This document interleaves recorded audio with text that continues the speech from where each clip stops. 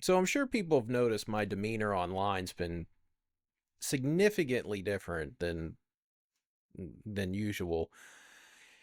And with the Garrett shit that's just came out, I kind of wanted to explain that.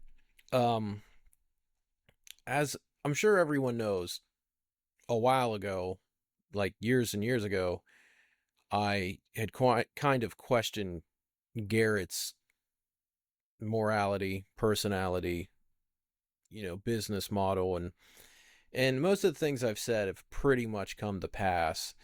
And I really knew it was only a matter of time until the Eric told people what had happened. Um, I had actually known about the situation with Eric since the day it happened because he talked to Andrew and Andrew had talked to me that day, and I can't say I was surprised. I mean, it was kind of weird that you would owe somebody that much money and then invite them to your house. I mean, it's like usually you're trying to, I don't know. I'm not going to speculate, whatever. But the whole thing was just kind of weird. So, but with all the things that we've heard about over the years, from the Solera with Lucas, this thing with Andrew, or not Andrew, Eric. Um, I still haven't got the full story on Brian Farley. It's really been just one thing after another. And on top of all of that, I had warned a while ago that it was an unsustainable business model because it was based around hyping things up to a higher price, and that would create a bubble. And once we got hit with the Biden administration, I mean, that bubble popped for the whole reptile industry. And if you look back at a couple of the videos I did about a year ago, or a little less than a year ago, I really voiced some concern for when the mask kind of came off of Reach Out Reptiles. And I knew that was coming. I didn't know Eric was gonna publicly tell that story. I didn't know the shit that had happened with this Ryan. I didn't know any of that. I just knew it was only a matter of time before things come out. And and that's actually the reason for me taking a step back from arguing with people and fighting with people. Yeah, I understood that when the mask came off of ROR, there was going to be some trust issues that was going to affect all of us in the retic industry, because ROR is supposed to be the gold standard of retics. And when things come out that show that maybe ROR was more based around a sales pitch than facts, it's was going to make all of us look bad. Because when you look at um, what people say about me or think about me, it's not as bad as it used to be, but it's still pretty bad. Um, if I'm a piece of shit and Garrett's he's the gold standard of retics, well, how bad am I if it turns out Garrett's also a scumbag? You know what I mean? So it's like I must be fucking just pure evil if it turns out Garrett sucks.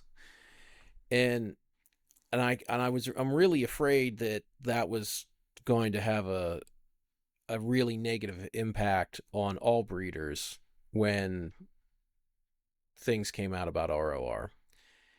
And you know, and to some of that, I put out a lot of that information.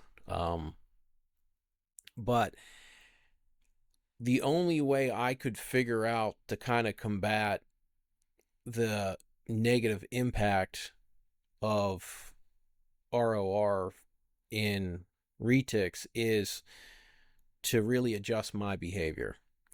And, I was like, okay, if I can just put out a good podcast, 1 or 2 episodes a month. I got Eric and Rob all about helping with it, just having good conversations, positive conversations, and then, doing those explainer videos, those breakdown videos, just trying to put out helpful information. That was the only thing I could come up with to try to offset the damage that ROR was going to do once everyone figured out what ROR was doing. So that's the actual reason for my shift and avoiding confrontation uh, online, is because I'm trying to offset the damage done. And I don't. Some people will think that maybe it's kind of dumb that I think that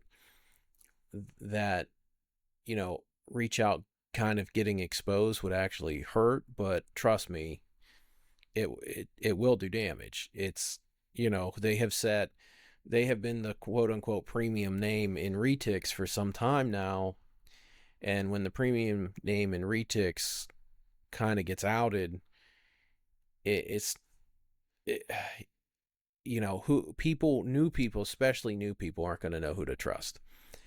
And the only way I could come up with is so newer people would feel like they could trust breeders is to put out information without a sales pitch attached to it. Because and I thought, well, maybe if I just put out this information and I'm not trying to sell them on a project, but the information will help them with whatever their project is or whatever they're doing. And if I have something they want, great. If I don't, that's fine too. I can, if they're trying to find something, I can, probably point them in the right direction to another breeder. So that's the real reason that I'm not making ridiculous memes and fighting and all of that stuff. And it's really, I anticipated this, and I anticipated it happening this year with Reach Out Reptiles. I didn't really anticipate what just happened this week at all, but I knew it was coming. I knew everybody that's had some bad dealings with Garrett was one bad day away from really starting to talk about it. And chances are more and more people are going to start talking now. So, how I'm going to deal with that is, besides a handful of little smart ass jabs that I'm just too much of a child not to take some little smart ass jabs. I'm probably going to stay away from a lot of the reach out stuff and the reach out related issues, and just keep focusing on putting out information that's helpful to people that need information about retics. That's that's the only thing I can come up with to try to offset any damage that's currently being done. So I just wanted to explain that, because I know a lot of people were kind of confused why I'm not acting how I would normally act, especially in this situation. But that's why. It's one, because I anticipated it, and two, because of the amount of distrust that it's causing among the newer keepers and newer breeders. Me acting like an asshole right now isn't going to help. As much as I want to act like an asshole, and as much as I want to make memes making fun of Garrett, I just, maybe I'll make one or two, just kind of like, for my own piece. But I'm just not gonna jump all over it. I mean, if it gets to the situation where somebody wants to talk about some stuff, I'll always give people a platform to discuss it. But I have no interest in doing podcasts that have Garrett bashing sessions. If there's a legitimate issue that needs discussed, I'll always offer a platform for it. But I'm not I'm not looking I'm not looking to do that. I'm not. This is one of those fires that I don't want to dump gas on. And and the reason I'm not dumping gas on it is because this was the natural course that Reach Out Reptiles was heading. When I tried to talk Andrew into trying to talk Garrett out of buying that facility, because Garrett's behavior was already questionable before he had that facility, and getting yourself into a financial situation where you have to have a lot of money coming in, it's just non-optional if you want to keep the lights on, can kind of cause your morals to bend a little bit. And if your morals are already questionable, they bend a lot easier. And I hope that the new people coming into this and seeing what's happening now, aren't dissuaded by the information coming out about Reach Out. And it's not like I can't say I told you so, because I did. I told everybody. I if you watch the videos, I gave an explanation and a breakdown of what was going to happen with Reach Out because of the financial burden, having that many animals, having that many employees, having that large a facility creates on a business. And the business ends up eating up so much of the money coming in that it's got to be stressful. I wouldn't want to be in Garrett's position. I wouldn't want to have that giant facility and all those animals and all those employees and get in a position where I'm charging somebody $17,000 for a 50% jamp. Yeah, it's a zombie snow, but uh, I just don't understand how you can even justify that price tag. you know and you can get your money back with that snake if you got the right females, but I don't I don't know. I would rather give somebody a good deal and have a long-term customer than take a bunch of money and create a short-term customer that in turn just has distrust of every breeder after that because they feel like they were taken to the cleaners and sold a lie. And I think there's a lot of ROR customers that feel like that. Well, I don't think, I know, because between the people I've talked to and the stories other breeders have told me about ROR customers and watching what the customers are doing, most of them have really kind of abandoned, Reach Out. Like, for example, there used to be a waiting list to get on the Reach Out Reptile Patreon breeder tier. I think there's 10 or 12 spots. I think there's 10. I'm not 100% sure, though. There used to be a waiting list to pay $100 a month to be on that tier. Well, if you want to get on that tier, there's 8 spots open. So if there's only 10 spots, that means there's only 2 people in this entire world that have any interest in paying Garrett $100 a month to be able to talk to him for 1 hour. You get 1 hour a month consultation. There's only 2 people in this entire world that think that deal's worth it. And there used to be a waiting list to get on that. So the shift, I saw the shift towards Reach Out Reptiles really change with the Samson shit. The most expensive snake ever sold, the most expensive retic ever sold, wasn't sold. It was given away. The most expensive retic was the Turn 8 that Garrett sent to Samson for free. That was when I saw the major shift uh towards in the community towards the general opinion of Reach Out Reptiles. And that was even with how many people don't like me. There was still that major shift. And it wasn't because they were suddenly Team Rodney. Most of those people still don't like me. But they couldn't stomach the idea of Garrett getting that Turn 8 off of Rob and out of spite sending it to the most well-known animal abuser in the reptile industry.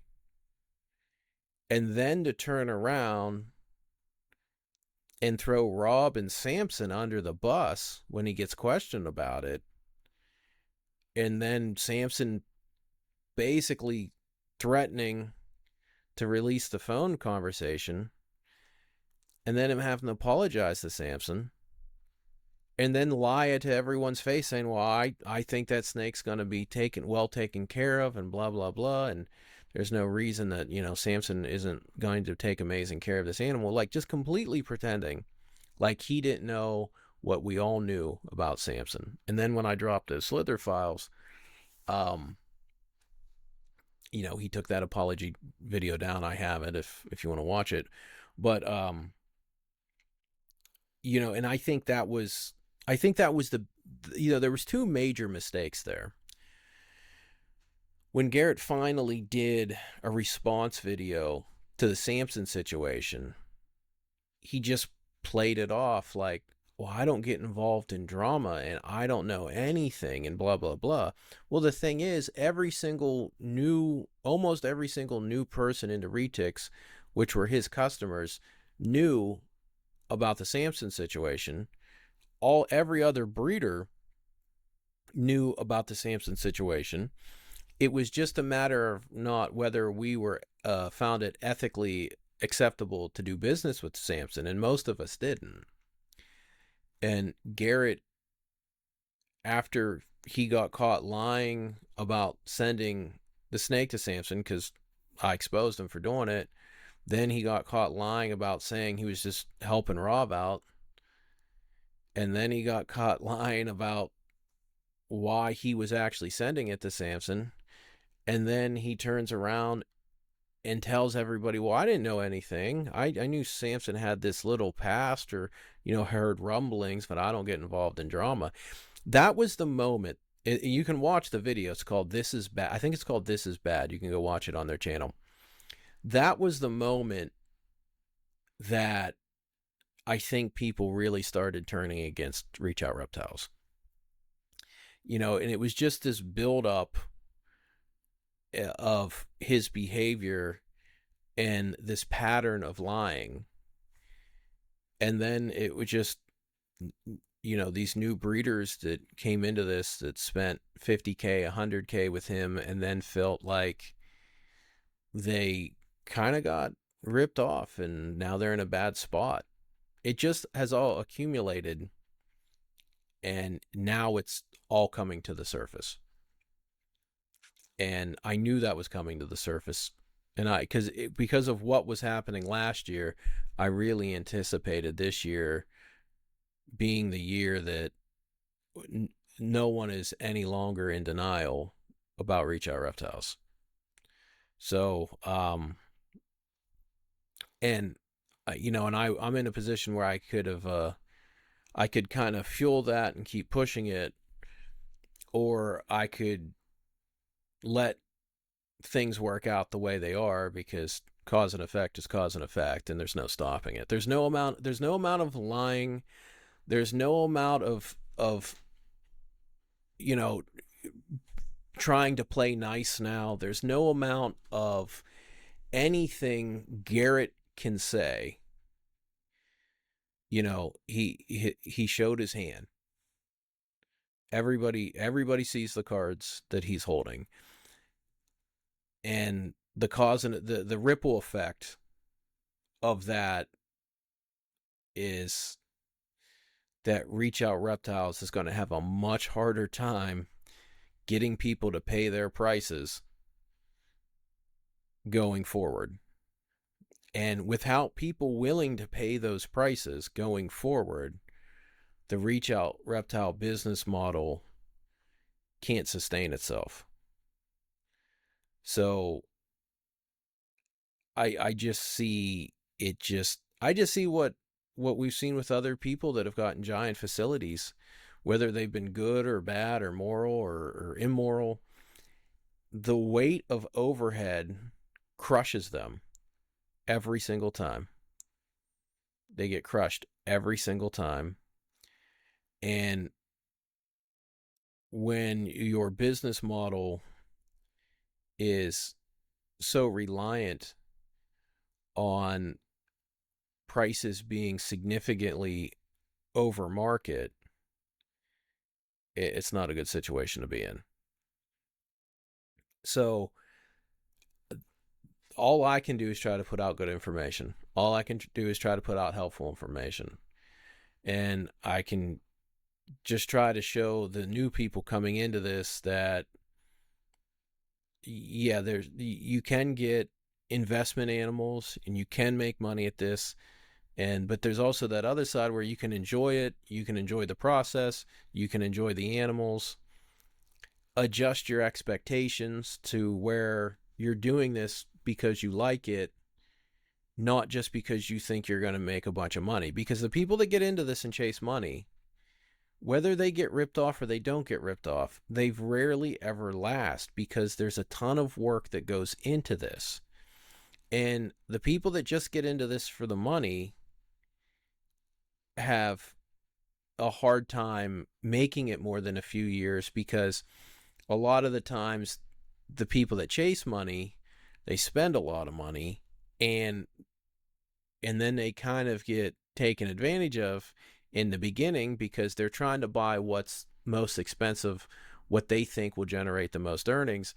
And we all know that as supply increases, the prices typically come down. So now they overpaid for some project that they bought, and then they see 3 years later that the project's net worth is no longer what they, anywhere near what their buy-in costs were. And so they dump shit, and they don't realize that, the whole thing's a long game. This isn't a short game. It's a long game. It's years and years and years and years of breeding, production, a lot of failure along the way, a lot of mistakes get made along the way. And when they come into this from a strictly investor standpoint of, I'm doing this strictly to make money, from an investing standpoint, all they're seeing is depreciation each year on their investment, because they're animals that they had bought in at a very high price, in a lot of cases overpriced, have dropped significantly. And that's another thing that I think we as breeders need to explain to people, that yes, prices do come down because supply goes up. That's just natural economics. It's what happens. So you need to be offsetting that by trying to make your stuff look better, by increasing super dwarf blood percentages, by adding the right localities to add better color and better pattern. So there are ways to offset the depreciation of their initial investment. And I think that's the kind of things that we need to be speaking about to breeders that are coming into this, that also view it as an investment. So if somebody likes retics and they want to invest in retics and do a hobby / business, they're going to be fine, and those are the ones we need to have the conversation with about these issues. The people that strictly get into retics as a business, they're probably not going to last very long. And and it's not just retics though, it's any part of the reptile industry, because the reptile industry is solely based on the economic status of the people buying into it, and the economic status of those people buying into it is determined by the availability of expendable cash that they have, because we are in a we don't sell necessities, we sell luxuries. Snakes are a luxury item. So our industry is so tied into the general economy and how much extra money is out there, how much money can be saved, how much money can be spent, that, like 4 years, this 4 years of the last administration was absolutely crushing to the reptile industry.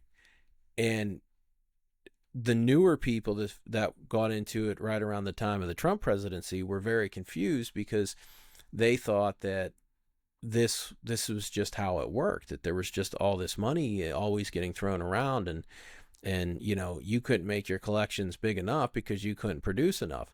And that shit ended basically overnight.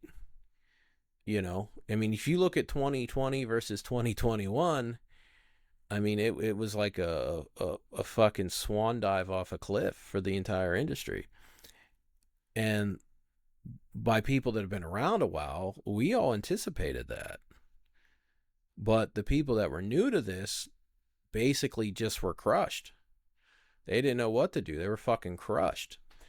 So, having a much more honest, open conversation about expectations for earnings with people that are interested in doing this, one, because they like the animals, and two, because they would like to make some money, and the latter is not going to happen without the former, because it's too much work. There's too many things that go wrong. So if you don't like the animals, you're not going to be able to stomach all the fucked up shit that goes wrong, all the price dropping, all of this, all of that, all the competition. It's just not going to work out. So that's all I can really say about this. Is moving forward, the lesson learned, or the lesson that needs learned from what we just saw transpire, is that we need to be as open and transparent as possible with the people that are spending money with us. And I don't know any other way forward than to try to be as transparent as possible. And I tell people, like, you can't, don't expect to get rich doing this. Yes, you can make some money. Yes, you can make a profit, but you can't just expect to sell $10,000 snakes, like every other day, or even once a week, or even once a month. That's a lot of fucking money, and everybody's broke. Now with Trump getting back in, hopefully nothing goes wrong between now and Monday. Things will probably start turning around, and they'll probably start turning around rather rapidly. But when those things turn around rather rapidly, the lesson that we had to learn the last 4 years needs to not be forgotten if sales go up. And one mistake that I think every single one of us retic breeders made, at least all of us that are working with the locality stuff, is, with how well Garrett did marketing retics in general, we all allowed our collections to grow. And we probably shouldn't have done that. We probably should have kept our collections, maintained them, or kept them, just a little bit of growth, because the offset of production that we need to do now to not overproduce and stay within the limits of general demand, versus the size of our collections, aren't really on par with each other. So most of us have more breeders than we need to breed. So that's the lesson lesson learned here for us as breeders is, yeah, it was fun riding Garrett's coattails for a little bit because his marketing was so good that it brought a lot of people in and demand was up. But you know, I knew better, and I still let my collection get a little bigger than I should have, and because I knew ROR was a failed business model. I knew it would have to collapse under its own weight. Just the physics of economics guaranteed it, and so I've like this year I scaled back on production. Last year I scaled back on production, and I'm actually slimming down to focus specifically on a few more things, and I'm probably not. There's a couple morphs that I'm probably not going to continue to breed, even though I want to, and I'd like to, but somebody new can take on those projects. I can focus on my selective breeding of ternates. I can focus on my Indo and Anthrax projects. Some marble stuff. I can focus on that. Somebody else can focus on some other things. And I think if we're willing to kind of sit back and let people, maybe do some projects that we wanted to do, but we have so much stuff already. It's probably just better to kind of to spread out the production in general and try to get as niche down as possible in our own collections. What is that? Oh, it's a hole. I thought a fucking bug on me. And just move forward that way while not overcharging people. So, but that's my explanation of why I'm not fighting with people. The only thing that that I have really going on in terms of not getting along with people is with Aubrey, and I'm not really participating in that, so I don't really. Yeah, I mean, it's actually kind of nice that I'm not fighting with anybody. Like it's actually pretty enjoyable. But I fought with Jay for years. Well, it started with Andrew Wyatt. I fought with him for years, and turned out I was right about him. So that I won that battle. Warned everybody about Jay being a puppy mill and the problems that was going to happen. Won that battle. Fought with Kevin for over a decade. I had that guy telling everybody I was a giant threat to the industry and blah, blah, blah. While I exposed him for lying about all his locality stuff and just being a fucking dick in general.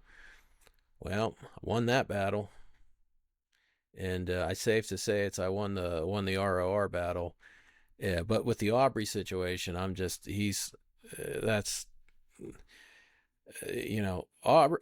not, as far as I know, Aubrey's not lying to people about genetics. He's not, if I highly doubt he's still doing breeder loans with Samson. I would hope he's not still doing breeder loans with Samson, because that would fucking crush him if it found out that he was still doing that shit. So there's nothing really for me to fight with Aubrey about. I mean, he's not doing anything for me to fucking think I need to fucking go at him. I mean, him turning down